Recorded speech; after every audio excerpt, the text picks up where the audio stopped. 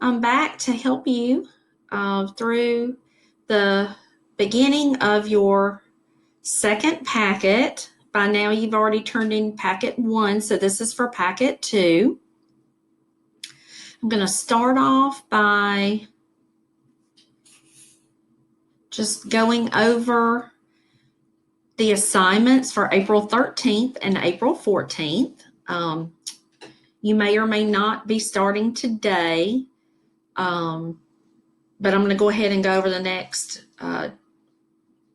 I'm going to go over April 13th and April 14th. So it doesn't matter when you are actually watching this video. You'll see the first 2 days worth. And of course, you don't have to do 2 days worth at a time. I'm just going over 2 days worth. And it's okay, boys and girls, if you want to do it day by day or if you want to work a little bit ahead. Some of the assignments kind of go together. So you may choose to do that, to work it 1 day at a time or to do 2 days worth at one time. However it works out best for you.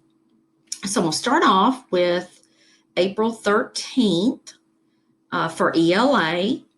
Your learning tasks are to read the first half of The Journey of Oliver Woodman on pages 234 through 244. Complete the vocabulary activity on April 13th of the assignment packet. Answer the questions on the assignment packet, and then read independently for 30 minutes. And of course, boys and girls, this can be a story from your Journeys textbook or a book from your reading bag that you brought home. Now, I know some of you may have finished those books by now. Some of you may still be reading them if they were longer books. It can be something else that you have at home as well. And then at the bottom, the extension activities are for you to get on Admentum, and this time they did not give you assignments. You would just get on your learning path for 30 minutes.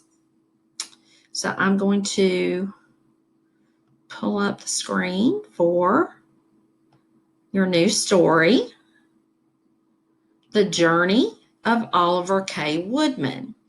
Boys and girls, I had never read this story before, but I was very pleased with it. This, I believe, is going to be one of my favorite stories from here on out, and one that I have to read to my students each year. I really enjoyed this story, and I hope that you will too. So, boys and girls, this story starts out with a little girl writing a letter to her uncle asking him to come visit her. And she lives in California. Now, you'll have to pay close attention because the story is written a little bit differently than most stories. Each page is actually a letter that she writes either to her uncle, or her uncle writes to her, or other people in the story write to her uncle. So she asked her uncle, Ray, to come visit her, and he can't. He says that he has to build kitchen cabinets for some apartments that he's working on over the summertime, but that maybe his friend Oliver will come visit. Well, his friend Oliver is not just a typical friend. His friend Oliver is made of wood, and you can tell that he is the one that actually makes Oliver. So obviously he's very skilled and crafted.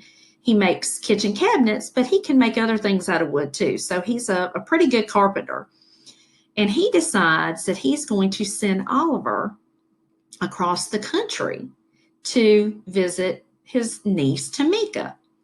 And along the way, he's asking people to please write him letters as they pick Oliver up and take him from one place to another, because he asks whoever picks him up to take him, I guess, as far as they can take him to California.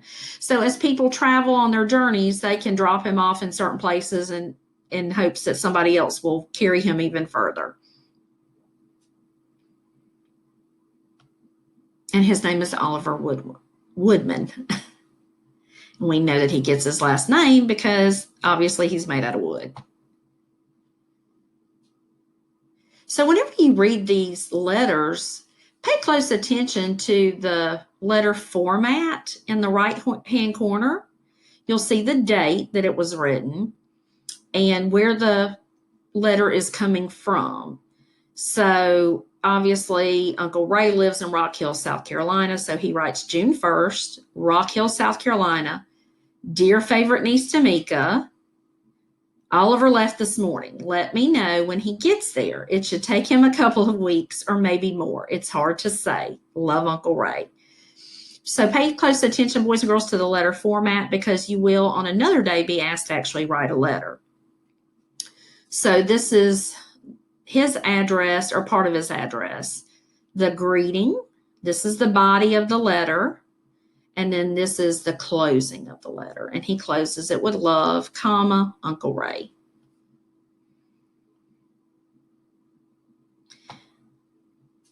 And you're supposed to read to page, let me double check, page 244 for April 13th.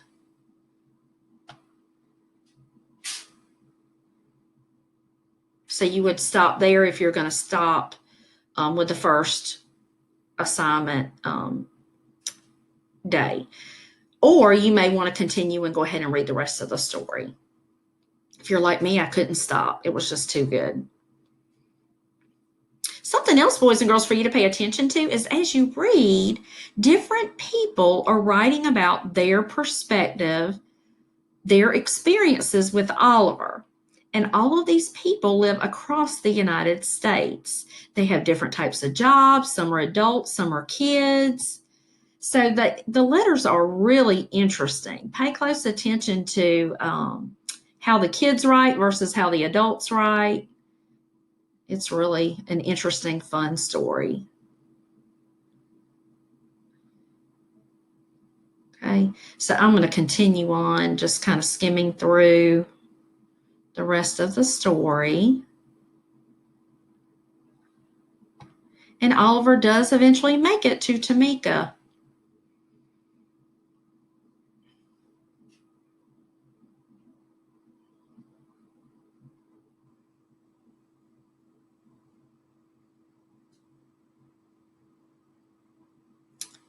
And I believe it was, let me go back.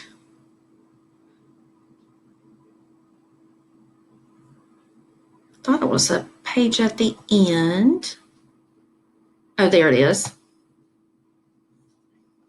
On page 256, boys and girls, in the upper right corner, you can actually see Oliver's journey across the United States. So you can take the first letter and see where it started, of course, here in South Carolina where we live.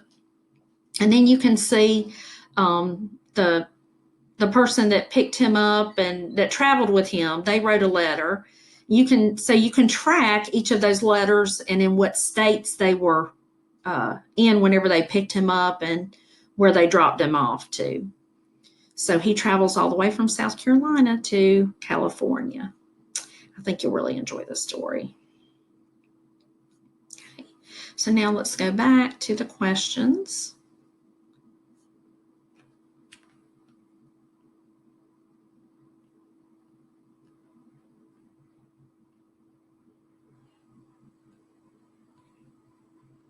Okay, so April 13th.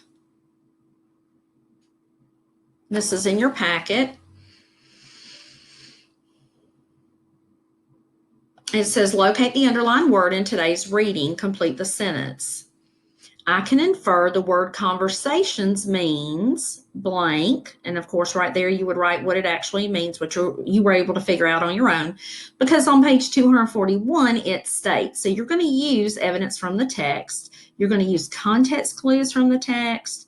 You're going to use what you already know about the word conversations, because I'm sure that you've heard this word before in other books or in actual discussions with other people.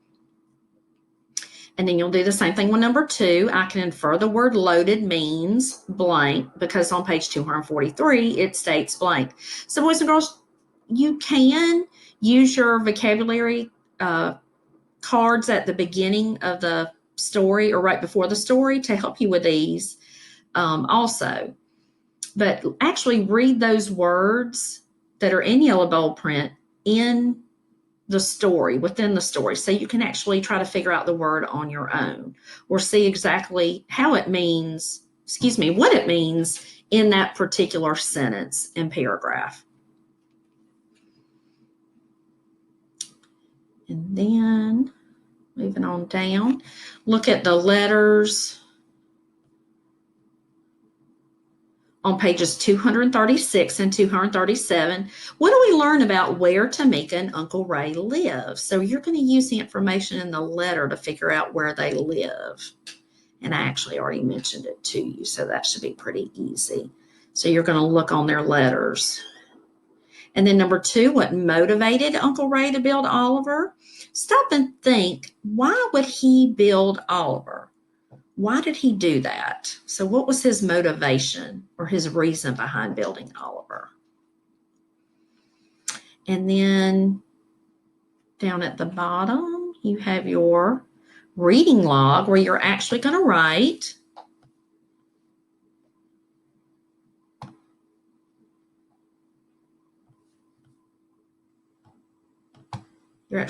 the name of the book here, pages read here. So you'll write your start page and your stop page, and then you're going to write a brief summary of what you read. Now remember, boys and girls, that a summary is not every single detail of the story. It's the main or most important parts from the beginning to the end of the story. So you'll think about what happens at the beginning, what happens throughout the story or in the middle of the story, and then what happens at the end of the story. So think about the most important parts. Messed up there. The most important parts. And when you think about the most important parts, think about the characters. Oh, it disappears.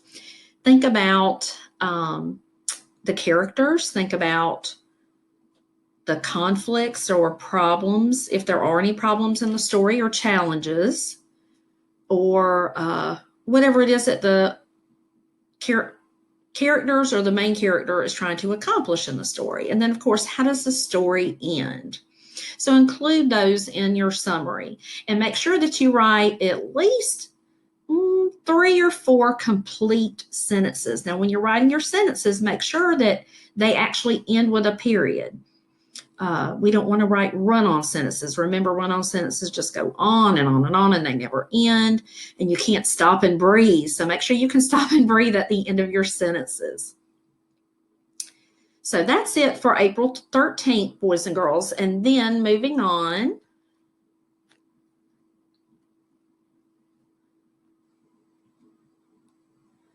to April 14th. And like I said, April 14th is still the same story or continues with the story. So you may want to go ahead and do this as well, or you can save it for the following day.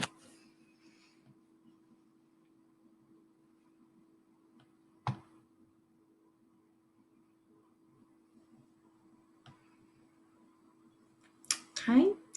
Write about your favorite part of the story. So boys and girls, pick your favorite part and then share with a member of your family. And so in your favorite part, you're going to write about what part was your favorite and then why. Make sure you include why that's your favorite part. So you'll have at least 2 or 3 complete sentences here, if not more. I would say easily 2 to 4 sentences or 2 to 5 sentences. And then just like with April 13th,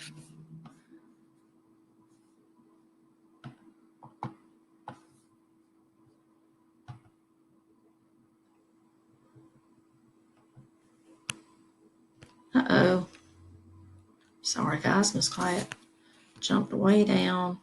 Let me go back.